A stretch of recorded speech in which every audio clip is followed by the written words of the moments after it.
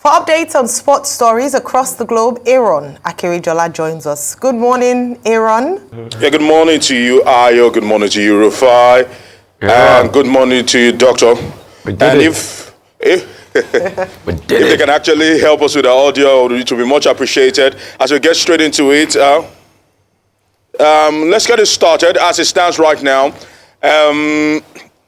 come Sunday, as we look to crescendo here at the 2023 AFCON.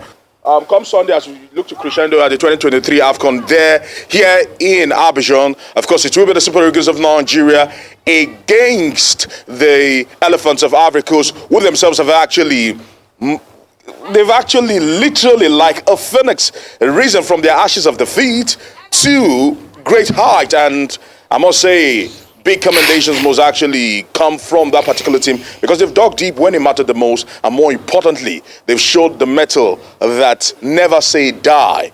But for the Super Eagles, what a tournament we've actually had. At the moment, that particular war of attrition between Nigeria and South Africa, the Super Eagles of Nigeria and the Bafana yesterday ultimately was settled on penalties from 12 yards, as the Super Eagles decided to make sure that certainly they were not going to be left behind, and more importantly, not just left behind, and they also tried to do what they had to do. Thank you very much. But in a bit to press it further, let's actually say that it was a great game. It was a hard-fought victory. But one thing is certain, the Super Eagles have triumphed once again, and will be playing in the finals come Sunday. And there were celebrations after one man, talking about Kelechi Promise Iheanacho, who had been left out in the cold for so long up until this point, and when he mattered the most, when he was needed the most, when he was called upon,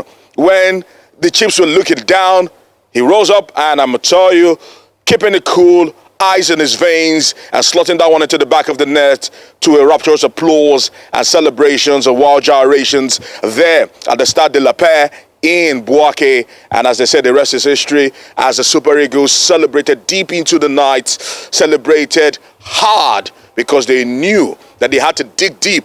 And as they always say here in Nigeria, no grief for anyone, as the Super Eagles refused to back down to the menacing forces of the Bafana. But more importantly was the fact that from start to this very point in time, the Super Eagles have been heavily, and I mean heavily, supported. Even our own chairman, Arise This Day Group, talking about Chief Nduka Bagbena, has also been here to watch the Super Eagles play and also cheer them on, because I could see, I remember him waving his own jersey and saying, Super Eagles, go, go, go. Same was the president, as a matter of fact, yesterday issued a statement and spoke about the resilience of the Eagles, not backing down for anybody. Also present yesterday, of course the president was not present, but the vice president was there to convey the messages of the president, talking about Kashim Shettima, as he was there to celebrate the boys on the pitch after the final whistle was blown, in the dressing room, took pictures with them, gyrated with them, and celebrated with them. Also present was Dakwa Abiodun, talking about the governor of Ogun State, who also flew in to celebrate the boys there in Bouaké. And more importantly, Ademola Adeleke, talking about the governor of Osun State, also back at home, sat down with his board members, sat down with his cabinet and his executives as they watched that game tense.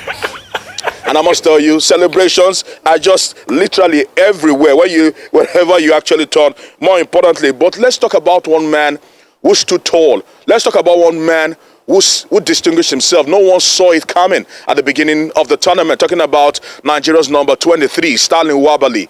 That man has been a breath of fresh air. That man has stood tall between the sticks for the Super Eagles of Nigeria. That man has instilled confidence, inspired literally a generation, and a man that moved from Nigeria, having played for several teams here in Nigeria.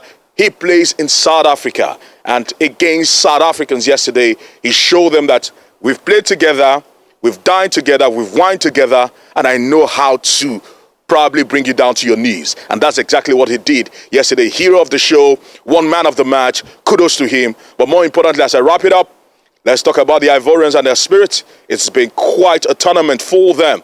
From the jaws and from the ashes of defeat, they've risen and they are saying, and they are daring Nigerians, that we will stop you. But when you look at the antecedents, when you look at the history, this is not the first time Nigeria will be going against Ivory Coast. As a matter of fact, this particular meeting on Sunday will be reprising what happened on match day 2, where the Super Eagles literally humbled the Ivorian team, silenced the stadium, and went out with 3 points to qualify from Group A. And today, on Sunday, we'll be expecting nothing different. En route to our finals in 2013, Ivory Coast stood in our way. As a matter of fact, the then Nigeria Football Federation did not believe in the Super Eagles because they said the elephants were too big for the Super Eagles. But once again, the Super Eagles have shown time and time again, when the storms are highest, they fly the highest. In the words of a famous writer, when fate said to the warrior, the storm is coming, the Super Eagles time and time again have replied, I am the storm. They are eagles that always fly within the storm. Okay, I'm so excited, Aaron.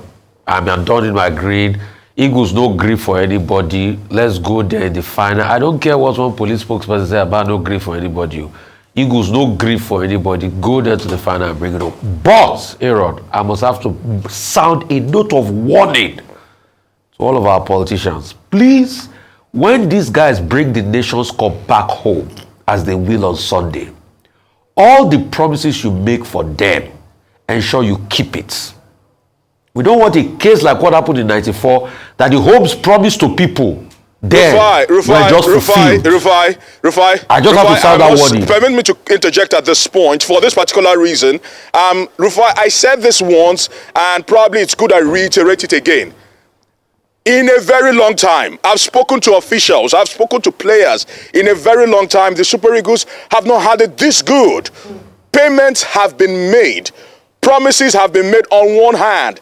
And secondly, payments have been made. The players cannot afford to say at this point in time that the duty of the nation to them in terms of remuneration has not been met.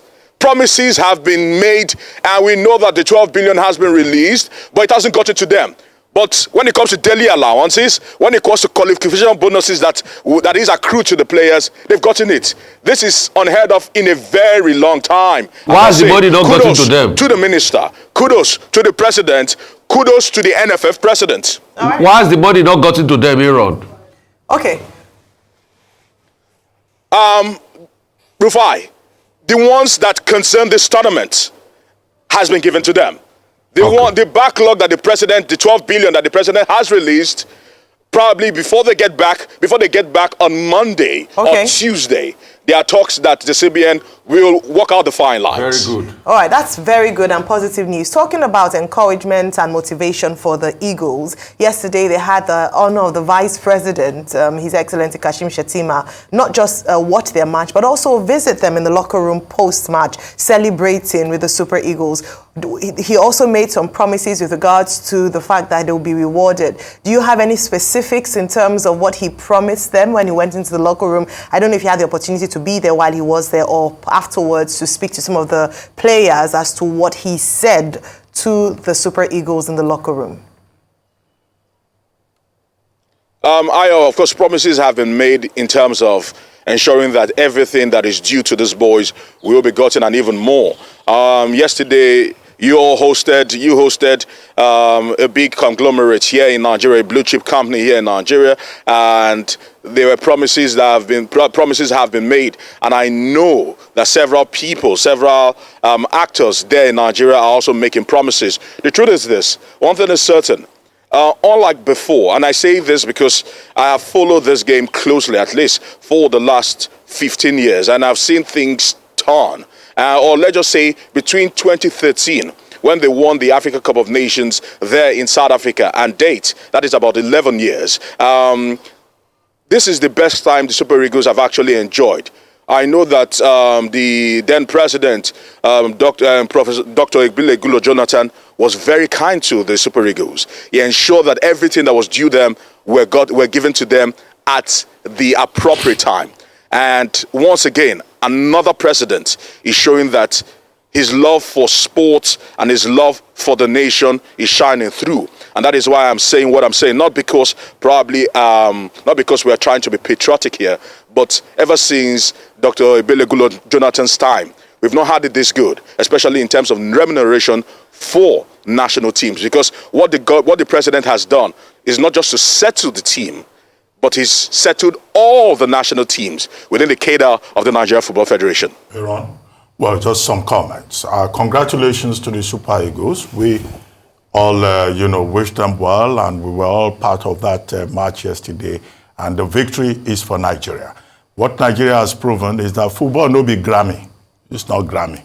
Football no be cricket. Football no be rugby. So the Super Eagles have shown that this is football. And when it comes to football, Nigeria is, superior, more accomplished than, South Africa. And that's what we've proven yesterday. We're beating them a record 4th time at the African Cup of Nations, as we are looking for the trophy a 4th time. So congratulations. But again, yesterday I thought you were going to talk about Democratic Republic of Congo.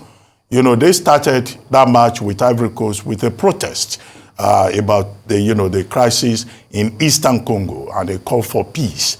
And I thought, that was politics and sports coming together again. The sportsmen using the opportunity to make a quick political statement about the situation in the Democratic Republic of Congo.